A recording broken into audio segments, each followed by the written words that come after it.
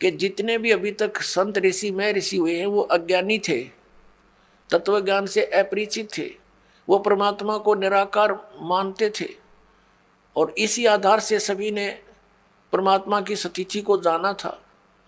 और इसी आधार से ये महर्षि दयानंद और इसके जितने भी अनुयायी आचार्य हुए हैं उन्होंने उसी आधार से भगवान को मानकर वेदों का अनुवाद किया। तो अब इनके आगे याद आ गई कि परमात्मा की महिमा चल रही है और हम परमात्मा परमात्मा लिखते आ रहे हैं। आगे चल के क्या देखा कि परमात्मा सशरीर है और मनुष्य दृश्य है, तो उनका भगदड़ मच गई। उन्होंने परमात्मा लिखना बंद कर दिया, पुरुष लिखना शुरू कर दिया। पुरुष माने भी प्रभु होता है संस्कृत में और हिंदी में, क्योंकि पुरुष जो है परमात्मा है, मनुष्य दृश्य है और उसने पुरुष को अपने जैसा रचा है मनुष्य को, इसलिए इनको भी पुरुष कहने लगे। तो यहाँ इन्होंने थोड़ी सी अपनी जो चतुरता दिखाई है कि कोई समझ ना ले कि भगवान साकार है।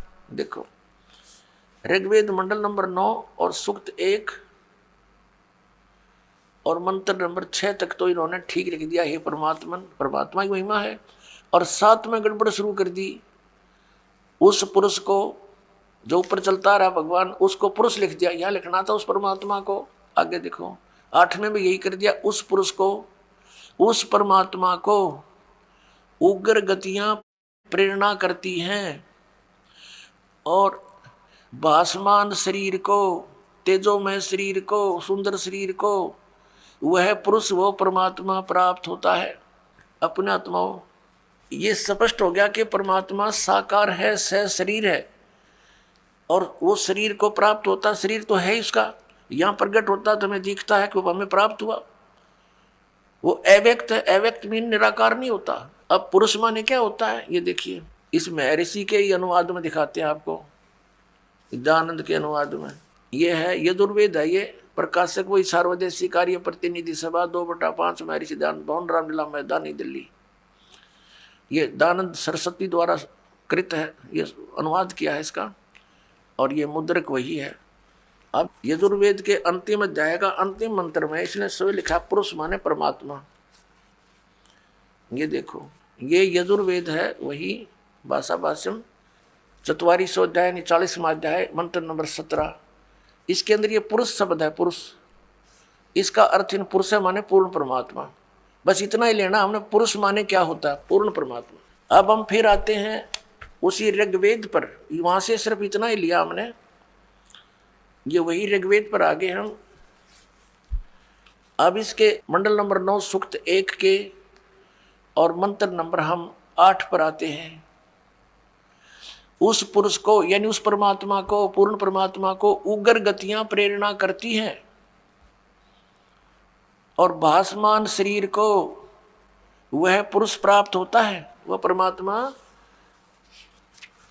भासमान शरीर को यानी सुंदर शरीर को प्राप्त होता है, जिसमें 3 प्रकार से दूसरों का वारण माने धारण पोषण करने वाला मधु में शरीर मिलता है, जिसमें 3 प्रकार से दूसरों का वारण माने कल्याण करने वाला मधु में शरीर मिलता है। 3 प्रकार के शरीर के द्वारा परमेश्वर पूर्ण ब्रह्म सत्य पुरुष कबीर साहब अपनी आत्माओं को कंट्रोल करता है, संभालता है, धारण पोषण करता है, कल्याण करता है। एक शरीर से एक रूप में परमात्मा वहां स्थिर रहते हैं सतलोक में और सिंहासन में बहुत बड़े गुम्बज के अंदर विराजमान है।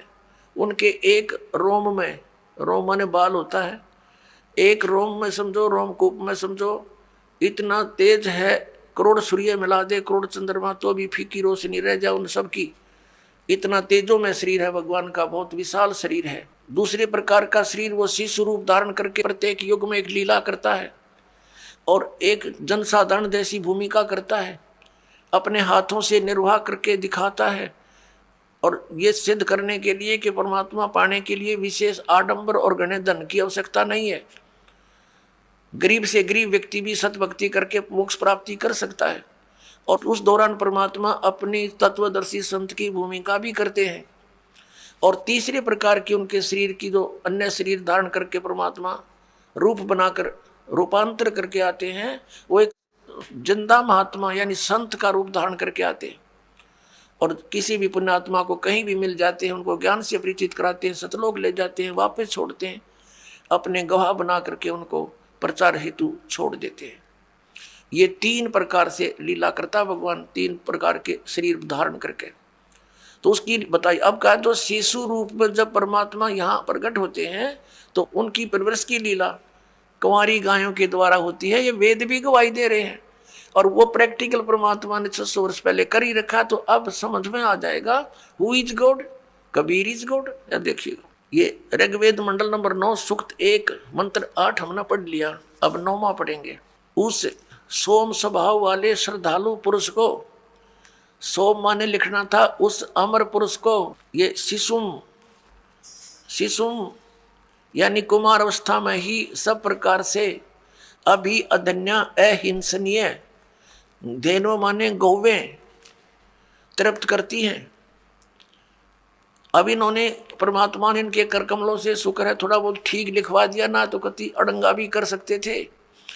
अभी अधन्या, अधन्या माने बिल्कुल बिना दनाई। जैसे दास बचपन से अपने गांव में सुना करते थे, कहते थे ये गायें बिना दनाई है, तो उसको संस्कृत में अधन्या, अधन्या बिना दनाई, यानी जिसने गर्भ धारण ना किया, यानी बिना दनाई है ये। और अभी अधन्या पूर्ण रूपेण यानी अनटच्ड कुमारी। अभी अधन्या माने कुंवारी गौओं के द्वारा, वह कुंवारी गायें दूध देती हैं, उससे भगवान की परवरिश की लीला होती है, वो तृप्त करती है उसको। ये देखना ऋग्वेद मंडल नंबर 9 सूक्त 1 मंत्र 9 में उस शिशु रूपधारी अमर पुरुष को, ये कहना चाहिए था, लिखना चाहिए था, उस शिशु रूप में प्रगट परमात्मा को सब प्रकार से, अधन्या माने सब प्रकार से बिना दनाई, यानी अभी अधन्या पूर्ण रूपेण अनटच्ड, धेनव माने गौवें तृप्त करती है, उनकी परवरिश की लीला उनसे होती है। बोलो सतगुरुदेव की जय।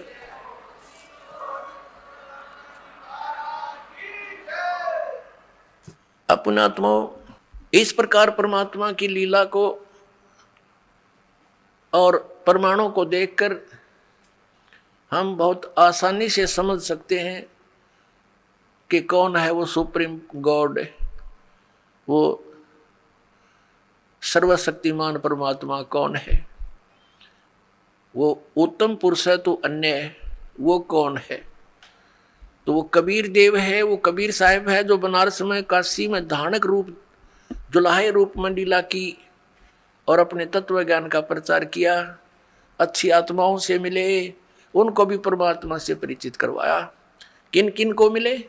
अब वेद में थोड़ा सा और हिंट देते हैं आपको कि वो परमात्मा अन्य रूप में भी, जैसे साधु रूप बनाया और कहीं भी प्रकट हो गए, किसी पुण्यात्मा को मिले, उनको सत्य से परिचित कराया और फिर उस महापुरुष ने फिर परमात्मा के गुण उस परमात्मा द्वारा दिए गए ज्ञान के अनुसार सब जगह गाए।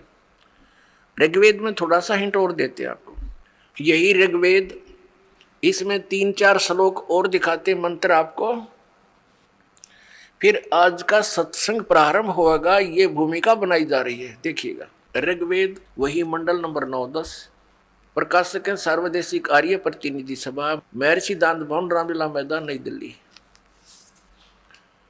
और महर्षि दान सरस्वती कृत, मुद्रक है Prince offset printers 1510 Pataudi house Daryaganj नई दिल्ली। अब इसके अंदर आपको दिखाते हैं ऋग्वेद मंडल नंबर 9 सूक्त 86 का मंत्र 26 और 27। ऋग्वेद मंडल नंबर 9 सूक्त 86 और मंत्र 26। इसमें क्या लिखा कि यज्ञ करने वाले यजमानों के लिए परमात्मा सब रास्तों को सुगम करता हुआ उनके विघ्नों को मर्दन करता है, उनके संकटों का नाश करता है और उनको पवित्र करता हुआ अपने रूप को सरल करता हुआ, क्योंकि सतलोक में परमात्मा का रूप बहुत तेजों में है। एक रोमकूप में करोड़ सूर्य मिला दे, करोड़ चंद्रमा, वो भी फीकी रोशनी रहे, इतना तेजो में शरीर है भगवान का। यदि वो एज इट इज यहाँ आ जाए तो हमारी आंखें बंद हो जाए, हम देख नहीं सकते कुछ भी दूर से ही। भगवान तो बाद में आएगा, उसका प्रकाश पहले आ लेगा, तो उस प्रकाश से हम परमात्मा को नहीं देख सकते। इसलिए अपने रूप को हल्का तेज पुंज का सरल बना के वो हमारे सामने प्रकट होते हैं। जैसे काशी में जुलाहे रूप में हुए, वो परमात्मा पूर्ण ब्रह्म है। देखना, अपने रूप को सरल करता हुआ वह कांति में परमात्मा। यहाँ इन्होंने कबीर को अर्थ सर्वज्ञ लिख दिया, यहाँ लिखना था वो कबीर देव। अब ये कंसेप्ट यहाँ क्लियर फेर करना पड़ेगा कि जहाँ पर भी परमात्मा की महिमा चल रही हो वेदों में, तो वहाँ पर यदि कबीर शब्द है कबीर, तो वहाँ लिखना पड़ेगा कबीर देव। जैसे ये खुद लिखते हैं, ये संस्कृत और व्याकरण के ज्ञाता। अब फिर यजुर्वेद दिखाना पड़ेगा। देखिएगा, ये यजुर्वेद है, ये महर्षि दान सरस्वती कृत, प्रकाशक है सर्वदेशी कार्य प्रतिनिधि सभा 2/5 महर्षि दान भवन रामला मैदान नई दिल्ली। और ये महर्षि दान सरस्वती द्वारा इसका अनुवाद किया गया है और मुद्रक Prince offset printers 1510 Pataudi house Daryaganj नई दिल्ली से ये छपा है। यजुर्वेद अध्याय नंबर 36 में 60 से अध्याय आरंभ 36 में और मंत्र नंबर 1 में यहाँ यजु शब्द लिखा है। यजु रचम वाचम प्रपदे मनो यजु प्रपदे। इस यजु का अर्थ अनुवाद करते समय महर्षि दानंद ने यहां सही किया है। यजु का अर्थ लिख दिया यजुर्वेद, बिल्कुल ठीक किया।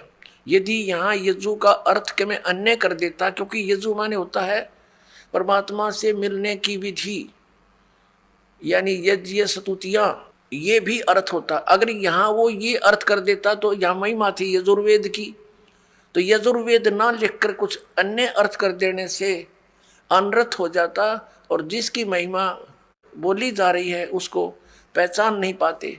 इसी प्रकार जहाँ पर भी कबीर लिखा हो, कबीर जिसके अपसर्ग लगा दी जाती है, तो वहाँ लिखना चाहिए कबीर देव। और कबीर देव लिखने से फिर बात सुलझ गई, हम उसको कबीर देव कहने लगे। कबीर हम वह को वह बोलते हैं, तो कबीर देव माने परमात्मा, कबीर साहब। तो ये कवि जहाँ लिखा है इन्होंने, कवि कोई सर्वज्ञ नहीं होता, ये भी भूल लगी है इनको। कवि का अर्थ सर्वज्ञ नहीं हो सकता। कवि का अर्थ काव्यकार तो हो सकता है, अगर वो भी प्रकरणवश कोई प्रकरण चल रहा हो या महिमा भगवान की चल रही है। अड़ाओ ये कवि का अर्थ कर दिया सर्वज्ञ। सर्वज्ञ ये शब्द तो कर रहे हैं, हम भगवान के विषय में बोल रहे हैं, लेकिन उसका नाम लिखना था, हु इज दैट गॉड, वो कौन है वो परमात्मा जो ऐसी लीला करता, वो कबीर देव है, वो कबीर साहब है। फिर आइए, अब हम फिर ऋग्वेद पर आ गए हैं, जो आपको दिखाया था। ये इन्हीं के द्वारा प्रकाशित है और ये वही। अब ऋग्वेद, हम फिर उसी पर आ गए। ऋग्वेद मंडल नंबर 9 सूक्त 86 के मंत्र 26 पर, यज्ञ करने वाले यजमानों के लिए, यानी भक्ति करने वाले भक्तों के लिए, यजमान कहो से भगत कहो, परमात्मा सब रास्तों को सुगम करता हुआ उनके विघ्नों को मर्दन करता है, उनके संकटों का नाश करता है, उनको पवित्र करता हुआ और अपने रूप को सरल करता हुआ वह कांति में परमात्मा। यहाँ कबीर देव लिखना था। ये देखो, ये कबीर अतो, हम इसको कबीर बोलने लगे, वह को बह, ये कबीर है, हम कबीर बोलते हैं।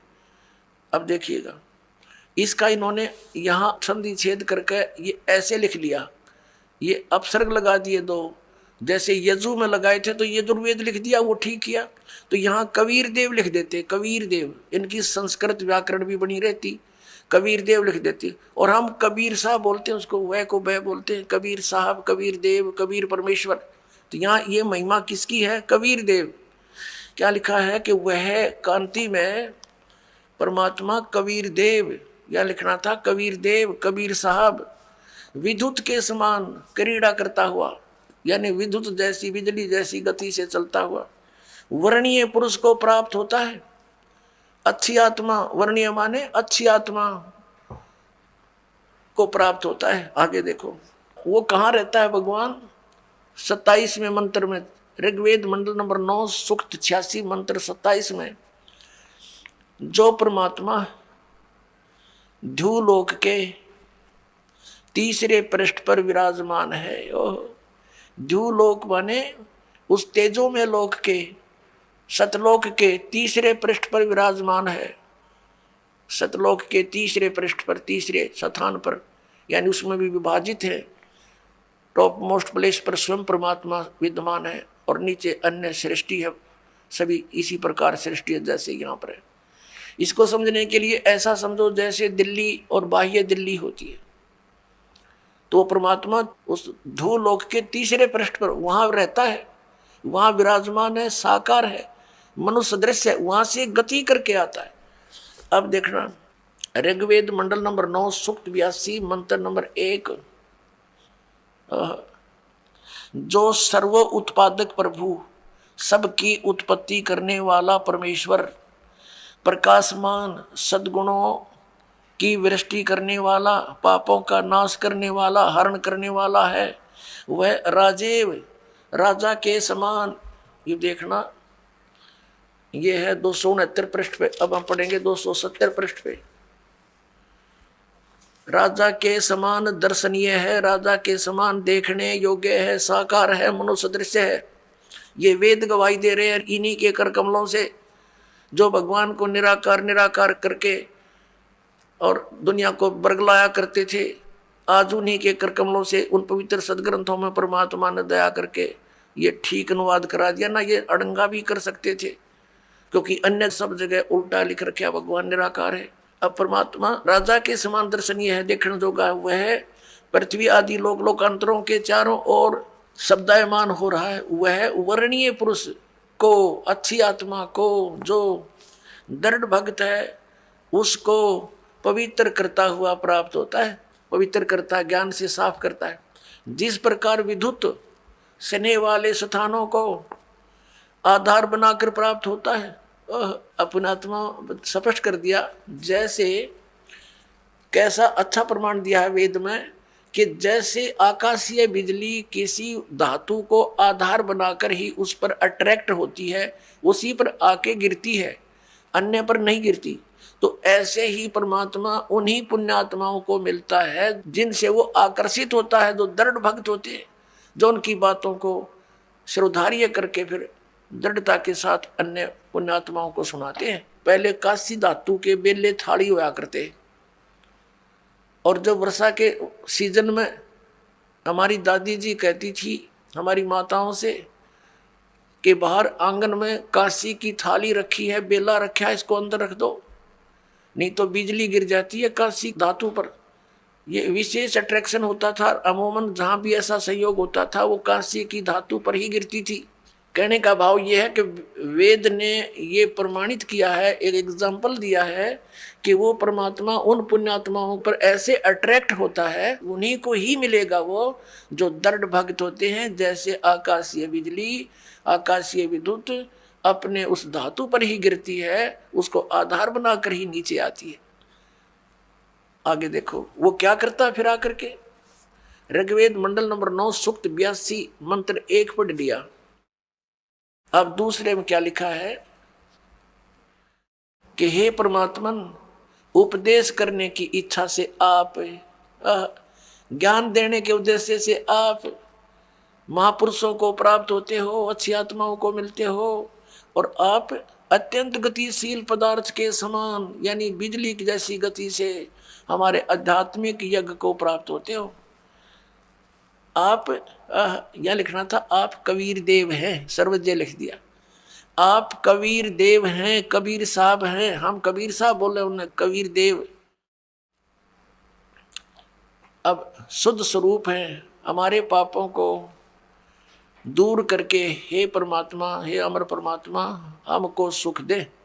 अपने आत्माओं पवित्र वेदों को पूरा विश्व मानता है कि ये परमात्मा के यथार्थ ज्ञान से युक्त है। और परमेश्वर ने कहा है 600 वर्ष पहले कि वेद मेरा भेद है, मैं ना मिलो वेदन के माही। और जौन वेद से मैं मिलूं वो वेद जानते नहीं। जौन वेद से मैं मिलूं वो वेद जानते नहीं। कबीर परमेश्वर ने कहा था कि धर्मदास, हे प्यारी आत्मा, ये चारों वेद मेरा ही गुणगान कर रहे हैं, पर इसको ये समझ नहीं पा रहे। अब जब आदरणीय धर्मदास जी के विषय में जानकारी आपको देंगे, तो उनसे वार्ता में क्या क्या बातें हुई। जब धर्मदास जी ने सचखंड देख लिया और वापस आए, परमात्मा को सतलोक में देखा, सारे ब्रह्मांडों के कंट्रोलर के सिंहासन पर उत्पत्तिकर्ता के रूप में। और उससे पहले आदरणीय धर्मदास साहिब जी हिंदू धर्म में जन्मे। एक लाला जी सेठ के घर जन्म था, बहुत धनी व्यक्ति थे।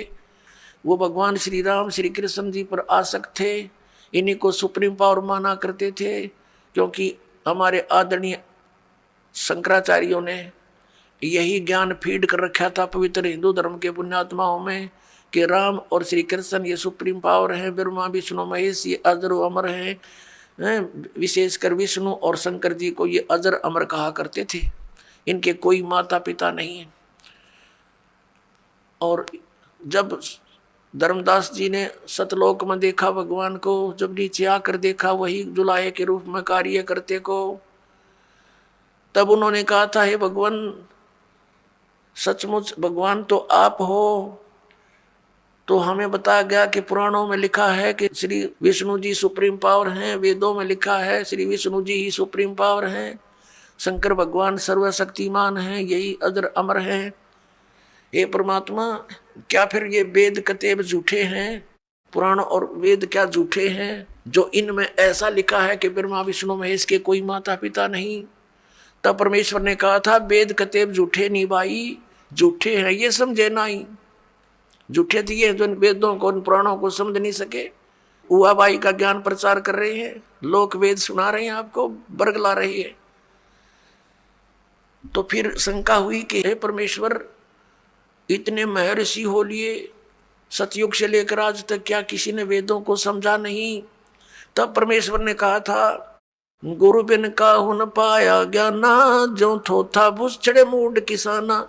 गुरु बिन वेद पढ़े जो प्राणी, समझे न सार रहे अज्ञानी। कि भाई गुरु बिन काहू न पाया ज्ञाना, जो थोथा भूसड़े मूड किसाना। मूर्ख व्यक्ति थोथे भूस पर लठ मारे जा, उसको कूटता रहे, उसमें क्या हासिल होगा?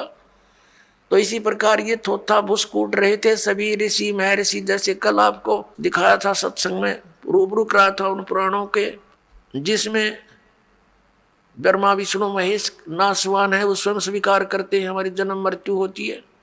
तो परमात्मा ने कहा था, गुरु बिन काहू न पाया ज्ञाना, जो थोथा भूसड़े मूड किसाना। और गुरु बिन वेद पढ़े जो प्राणी, समझे ना सार रहे अज्ञानी। तो ये सभी अज्ञानी रहे अभी तक। परमात्मा आए थे गुरु रूप में, वो गुरु थे, वो सतगुरु थे। अब नकली गुरु घने हो गए, इसलिए सतगुरु कहना पड़ा। अब नकली सतगुरु भी नरे हो गए, तो अब सतगुरु की पहचान कराने के लिए ये प्रमाण दिखाने पड़ रहे हैं दास को कि हो इन सतगुरु।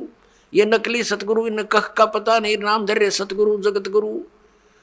तो पुण्यात्मा, अब आप स्वयं शिक्षित हो गए और स्वयं हम निर्णय करेंगे परमात्मा कौन है, कैसा है। हम किसी की लोकवेद पर आधारित अब नहीं रहेंगे, वो तेरे दिन रह लिए।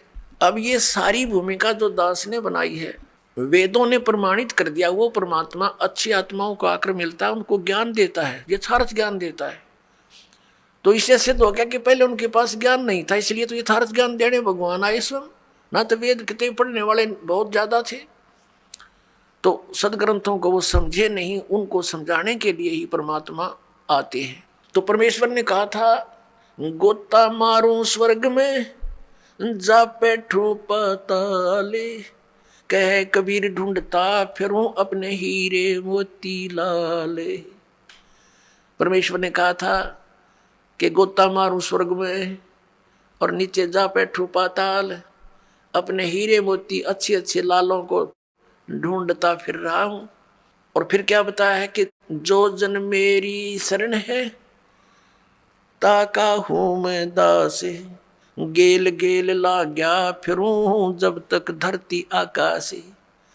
परमात्मा कहते हैं, जो एक बार मेरी शरण में किसी भी समय किसी युग में आगी वो आत्मा, फिर उसके साथ ऐसे पीछे पीछे फिरूंगा जब लग धरती आकाश रहेगा, या तो वो पार हो जाएगा, नहीं फिर भी उसको कभी ना कभी शरण में लेकर के दोबारा उसको ज्ञान दूंगा, शरण में लूंगा, ज्ञान बताऊंगा। तो क्या बताया है, ज्यों बच्छा गऊ की नजर में यो साईं को संत, भक्तों के पीछे फिरे वो भक्त वत्सल भगवंत। जैसे गाय को अपना बच्चा होता है, चारा भी चर रही होती है और नजर अपने बच्चे पर रहती है, कोई कुत्ता वगैरह या दूसरा कोई पशु उसके निकट आता है तो चारा चरते चरती भी एक दृष्टि रखती है और फूं करती है, उसको भगाती है कि मेरे बच्चे से दूर हो जा। तो कहते हैं जो बच्छा गऊ की नजर में न्यो साईं को संत, और भक्तों के पीछे फिर वो भगत वत्सल भगवंत। तो पुण्यात्माओं, इस अज्ञान को हटाने के लिए परमेश्वर स्वयं आते हैं कि परमात्मा कौन है, वो कहाँ रहता है और कैसे वो स्थान प्राप्त हो सकता है जहाँ जाने के बाद साधक फिर लौटकर संसार में नहीं आते। अब आप जी ने देख लिया, वेद क्या गवाही देते हैं कि वो परमात्मा अपने उस तीसरे मुक्ति धाम में वहाँ रहता है, वहाँ से चलकर आता है, अच्छी आत्माओं को मिलता है और उनको ज्ञान देता है। उसी आधार से ये गुण है उस परमात्मा के, वो ऐसी लीला करता है। उसी लीला के अंतर्गत कलयुग के अंदर वो परमेश्वर किन किन महान आत्माओं को मिले। आदरणीय धर्मदास साहिब जी बांधवगढ़ वाले को, आदरणीय मलुकदास जी, आदरणीय नानक साहिब जी सिख धर्म के प्रवर्तक को, आदरणीय दादू साहिब जी, आदरणीय गरीबदास साहिब जी गांव छुड़ाने जिला झज्जर हरियाणा वाले को, आदरणीय घीसा दास साहिब जी गांव खेखड़ा जिला मेरठ उत्तर प्रदेश वाले को। इन महापुरुषों के विषय में तो दास को जानकारी है और अन्य बहुत से महापुरुषों को वो ऐसे मिलते हैं। आदरणीय नामदेव जी को मिले थे, आदरणीय हजरत मोहम्मद जी को भी मिले थे। हजरत मोहम्मद जी ने परमात्मा के ज्ञान को स्वीकारा नहीं था, बाकी सभी महापुरुषों ने परमात्मा के ज्ञान को स्वीकारा था। अब क्या कहते हैं, हम मोहम्मद को वहां ले गए, कबीर परमेश्वर कहते हैं सतलोक ले गए, इच्छा रूपी वहां नहीं रहो, उल्ट मोहम्मद मैल पठाया, गुज बीरज एक कलमा लाया, रोजा बंग नमाज देई रे, बिस्मल की नई बात कही रे। अब क्या बताते हैं कि हम इस हजरत मोहम्मद को भी लेकर गए थे, क्योंकि सभी आत्मा उस एक का परमात्मा की है, अल्लाह कबीर की है, उस परम अक्षर ब्रह्म सत्य पुरुष की है। वो चाहते हैं कि अच्छी आत्माएं जिनके पीछे काफ़ी लोग लगे हुए हैं उनको और सच्चाई बता दूं तो ये उनको समझा देंगे और जल्दी मेरे शरण में ले आएंगे। लेकिन यहाँ परमात्मा की जो बात सिरे नहीं चढ़ पाई, तो क्या बताते हैं, परमात्मा ने फिर आकर बताया कि हे मुसलमानों, तुम हजरत मोहम्मद के नाम पर जो ये बिस्मिल करते हो, ये बिस्मिल करने की बात उन्होंने नहीं कही। उन्होंने क्या बताया, रोजा बंग नमाज देई रे, बिस्मिल की नई बात कही रे, नबी मोहम्मद ना गोश्त खाया। हजरत मोहम्मद ने, नबी मोहम्मद ने मांस नहीं खाया, मांस नहीं खाया। कहते हैं अरस कुरस पर अल तकत है, खालिक बिन नहीं खाली, और वो पैगंबर पाक पुरुष थे साहिब के अब्दाली। वह पैगंबर तो पुण्यात्मा थी, वैसे जुल्म करें थे जैसे तुम कर रहे हो, मांस खाते हो, गऊ काट दी, जोटे की टालना, बकरे खा लिए, मुर्गे खा लिए हैं। उनको दीदार कहाँ है, जो काट रहे गला बिराना, दूसरे का गला काटते हैं, उनको काम परमात्मा मिलेगा।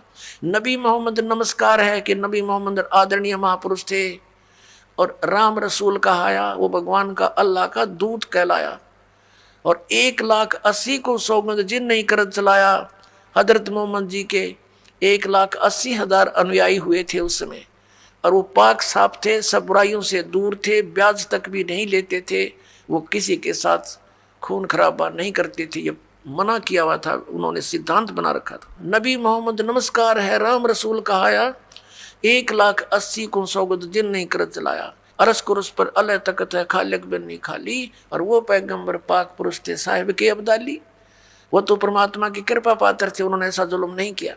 तो परमात्मा कहते हैं मोहम्मद को हम वहां ले गए, इच्छा रूपी वहां नहीं रहो। उल्ट मोहम्मद मैल पठाया, गुज बीरज एक कलमा लाया, रोजा बंग नमाज दई रे, बिस्मल की नहीं बात कही रे।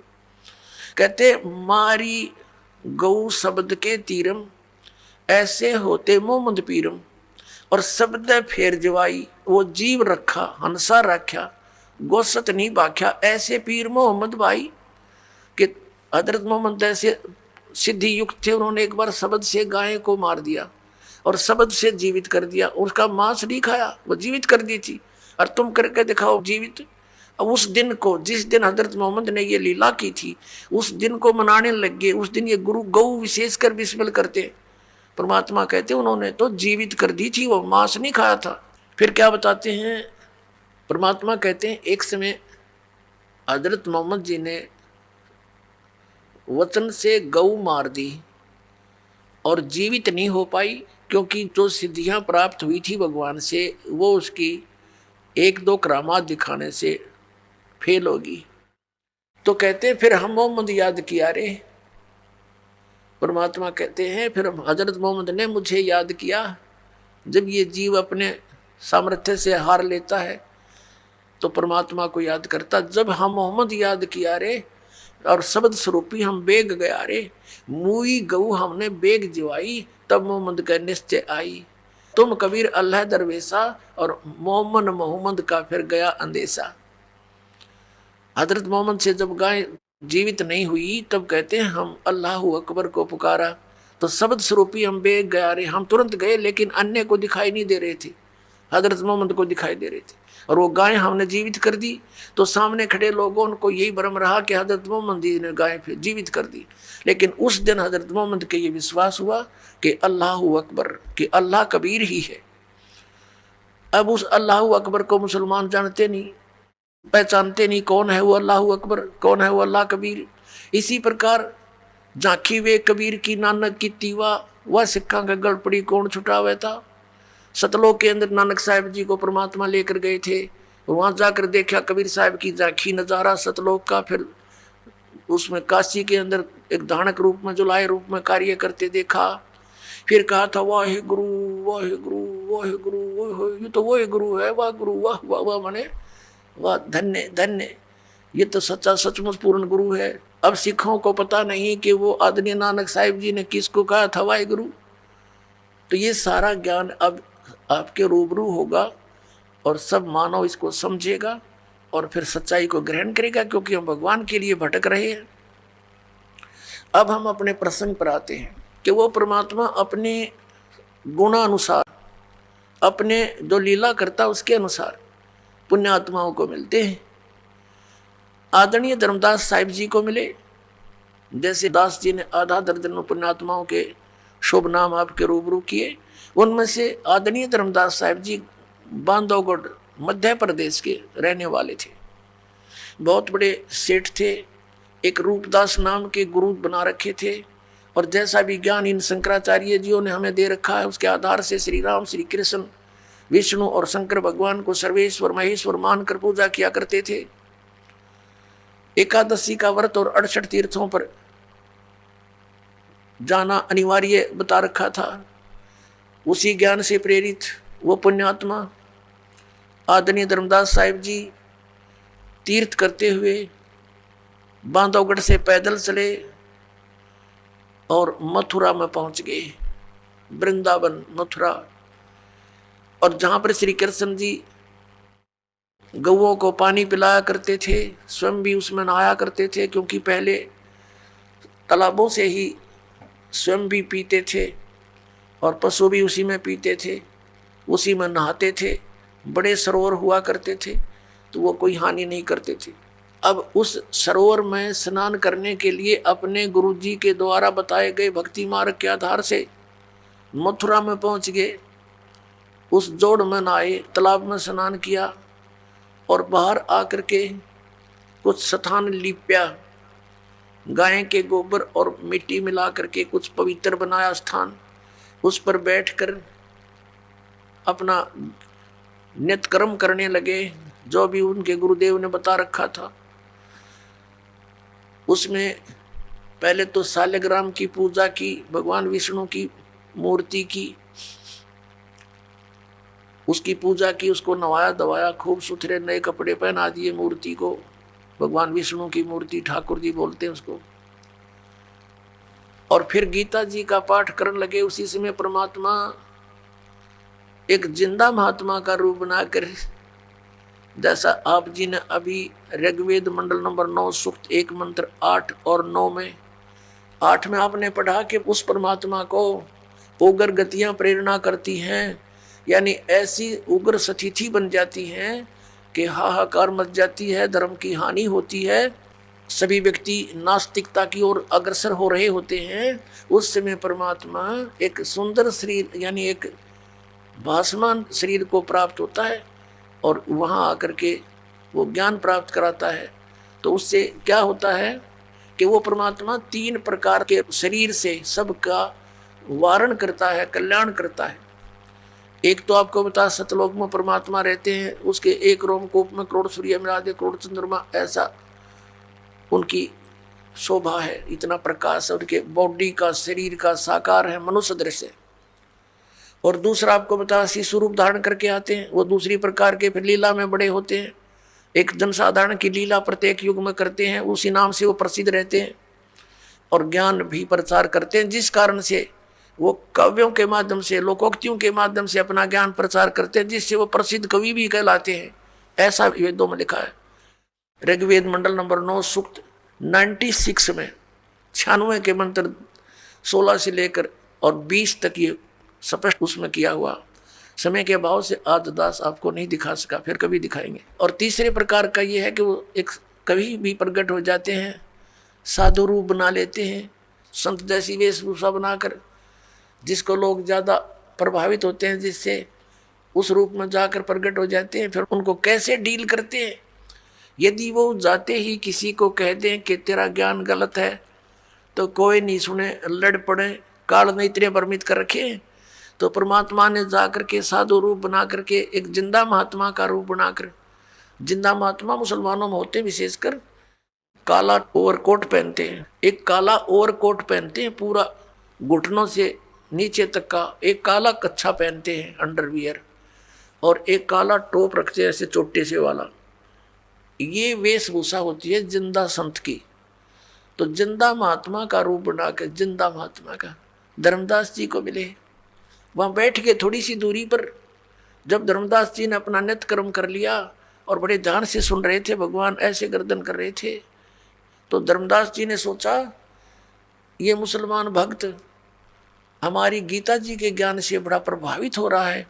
उसने और ऊंचे स्वर से गीता जी का ज्ञान विद, वैसे तो ये संस्कृत पढ़ा करते हैं नित्य पाठ में, जब देखा कि बड़ा श्रद्धालु है और थोड़ी सी दूरी पर इसलिए बैठे कि हिंदू लोग मुसलमानों से नफरत करते हैं कि ये मांस मिट्टी खाते हैं, जीव हिंसा करते हैं, इसलिए विशेषकर ये साधु संत भक्त उनसे दूरी बना कर रखते थे। इस आधार से भगवान के कहीं धर्मदास बिदक ना जा, इसलिए दूर बैठ के अपने आत्माओं काल के द्वारा भ्रमित हम अज्ञानी आत्माओं को कैसे अपनी शरण में लेते हैं, भगवान कैसी लीला करते हैं वो दयालु। ऐसे ऐसे गर्दन हिला रहे थे, ऐसे ऐसे, जैसे बहुत अच्छा आनंद आ रहा। तो धर्मदास जी ने अनुवाद भी शुरू कर दिया, जैसा अपने गुरु जी से सुना था। जब उसने अपना नित्य कर्म कर लिया सुबह का, परमात्मा ने निकट जाकर थोड़ी सी दूरी बनाकर कहा कि हे महात्मा जी, क्योंकि धर्मदास जी लगभग 60 वर्ष के हो चुके थे, 62-63 वर्ष के उस समय, और उन्होंने अपना जो गुरु बना रखा था, रूपदास जी वैष्णव परंपरा के थे। वह उन्होंने गले में कंठी डालने के लिए दी जाती है, वैष्णव परंपरा की एक पहचान होती है उपदेशी की, एक तुलसी के मनिये की, तुलसी के लकड़ी के मनिये की, मणके की एक ही मणका होता है और सूत में डाला जाता है, धागे में। तो उससे पहचान थी वैष्णव महात्मा की। और तिलक ला रखे, जैसे आपने शंकराचार्य लाए देखे, ऐसे वही लगा रहे थे। तो वही रूपदास जी भी सरस्वती थे जैसे उनके गुरु जी, तो उसी जैसा वेशभूषा वो स्वयं भी बनाकर एक साधु संत जैसा लग रहा था। तो परमात्मा ने कहा, हे महात्मा जी, आपका ज्ञान अद्वितीय है, मुझे बड़ा आनंद आया है। मैं भटक रहा हूँ, मुझे कहीं मार्ग नहीं मिल रहा, मुझे कोई किसी धर्म मजहब से कोई लेना देना नहीं, मुझे तो अपना कल्याण चाहिए, मुझे कुछ मार्गदर्शन करो। अब धर्मदास जी ने सोचा भाई ठीक है, जब इतनी तड़प है इसके अंदर, फिर वो लगे बताने कि हमारे गुरुदेव ने ऐसे बता रखा है, 68 तीर्थ का तो मैं यात्रा पे निकला हूं, 68 तीर्थों पे स्नान करूंगा और उनमें से एक तीर्थ हमारा ये मथुरा का ये तालाब भी है, मथुरा भी है। इसके बाद मैं वृंदावन के अंदर गोवर्धन का चक्कर लगाऊंगा। भगवान श्री कृष्ण ने गोवर्धन यानी गिरिराज को हाथ पर उठाया था। और फिर मैं बरसाना जाऊंगा, राधा से सिफारिश लवाने के लिए, राधे राधे श्याम मिला दे, क्योंकि राधा जी बरसाने की लड़की थी, श्री कृष्ण से मिलने आया करती थी वृंदावन में, मथुरा में। अब राधा ही मुश्किल से मिल पाया करती कि रो पीठ के भगवान श्री कृष्ण थे, और ये सिफारिश लुआने जाओ राधा थे, वह राधा ने कृष्ण देखी से बोले आदमी ऐसे भ्रमित कर रखे, राधे राधे श्याम मिला दे, राधे श्याम मिलाओगी जब वो श्याम मिल लेगा, और वो श्याम मिल भी गया तो के किला टूटेगा। हमारे वेद बतावे, गीता बतावे कि इन भगवान से मोक्ष नहीं। और परमेश्वर कबीर जी ने कहा था, गुण तीनों की भक्ति में ये भूल पड़ो संसार, कह कबीर निज नाम बिना कैसे उतरो पार, तीन देव की जो करते भक्ति उनकी कबू ना हो वह मुक्ति। अब धर्मदास जी बता रहे हैं। और उसके बाद एकादशी का व्रत रखता हूँ मैं, ये बहुत ही उत्तम व्रत है, इसके रखने से मोक्ष हो जाता है। श्राद्ध निकालते हैं, सब क्रियाएं करते हैं हम, और राम कृष्ण का जाप जपते हैं, हरे कृष्ण हरे राम राम राम राधे श्याम सीताराम हरे राम। ये हमारे मंत्र हैं, ओम नमः शिवाय। अब परमात्मा ने जब उसने सारा कुछ कह लिया तब कहा कि हे महात्मा जी मेरा उद्धार करो, दीक्षा दे दो मुझे, आप मुझे अपना शिष्य बना लो, और मेरी कुछ जिज्ञासा है, मेरे कुछ शंका का कुछ समाधान भी चाहता हूँ।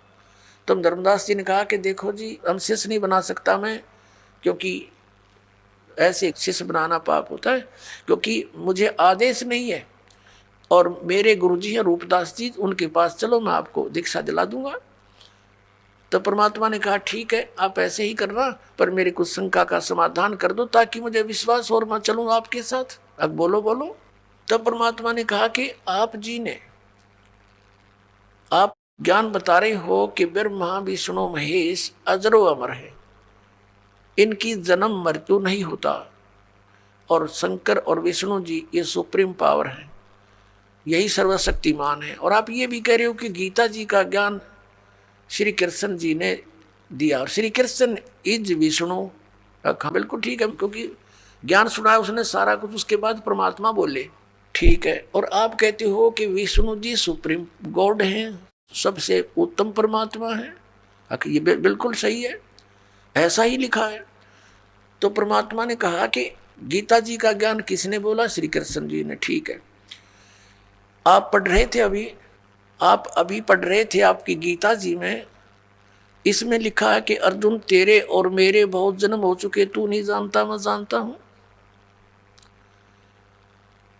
तो ये अविनाशी कैसे हुए आपके भगवान जिसने दिया गीता जी का ज्ञान?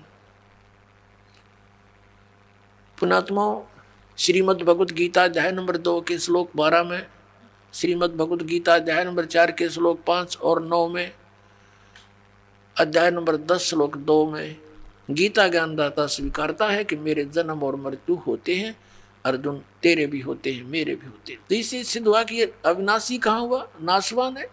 अभी आप कह रहे हो कि 18वें अध्याय के 62वें श्लोक में आप पढ़ रहे थे, क्योंकि धर्मदास जी ने मोटे मोटे यानी मेन से श्लोक बोले, परमात्मा की दया होती है, उसने वही श्लोक बुलवा दिए जो उसकी आंख खोल सके थे। तो परमात्मा ने कहा कि अभी आपने गीता जी में बताया कि हे अर्जुन 18वें अध्याय के 62वें श्लोक में प्रमाण है, तू सर्वभाव से उस परमेश्वर की शरण में जा, उसकी कृपा से तू परम शांति को, सनातन परम धाम को प्राप्त होगा। तो वो भगवान कौन है? और गीता जी अध्याय नंबर 15 के श्लोक 4 में कहा कि तत्वदर्शी संत की प्राप्ति के उपरांत परमेश्वर के उस परम पद की खोज करनी चाहिए जहाँ जाने के बाद साधक फिर लौटकर संसार में कभी नहीं आते। और जिस परमेश्वर ने सारे ब्रह्मांडों की रचना की है केवल उसी की भक्ति करो। आपका भगवान गीता ज्ञान दाता ये कह रहा है, गीता ज्ञान दाता तो कह रहा है कि उसकी भक्ति करो। वो कौन है मुझे वो बता दो, बस फिर मैं आपके गुरु का चेला। अब धर्मदास की तो आंखें फूल गई, सब भूल गया, कोई जवाब नहीं, बेबाक हो गया, गूंगा और बहरा हो गया, सुन्न हो गया काफी देर तक। यूं क्या कही भाई, सच्चाई बिल्कुल सारी। फिर क्या सोचता क्या कहता है, उसने सोचा बात तो बिगड़ गई, क्योंकि मन काल है और सत्य से परिचित होकर भी ये नहीं स्वीकारने देता, ये पक्का जाल है। अब धर्मदास ने विषय बदल दिया, कहने लगा हम वैष्णव साधु हैं, हम जीव हिंसा नहीं करते, हम तो तुम्हारे जैसे शूद्र को निकट भी नहीं बैठने देते, तो क्या बातें बना रहा है, और हम कोई जीव हिंसा नहीं करते। अब उसने देख लिया धर्मदास जी ने कि ये मुसलमान है और ये मांस खाते, तो ये एक टोंट कस दिया कि हम जीव हिंसा नहीं करते हैं और हम किसी का बुरा नहीं करते, हम ऐसे ऐसे अपने लागे बढ़ाई करने। अब परमात्मा ने देख लिया काल ना हल्ला इसके अंदर तो गया नहीं, अंदर ही विद्वान है अभी तो परमात्मा अंतर ध्यान हो गए, एकदम अदृश्य हो गए। जब सामने से अदृश्य हो जा आदमी, कलेजा हिल जा आदमी का दूसरे का, वो एकदम स्तब्ध हो गया, पसीने आ गए धर्मदास जी के। और सोचा अब ये तो कोई फरिश्ता था, कोई देवता।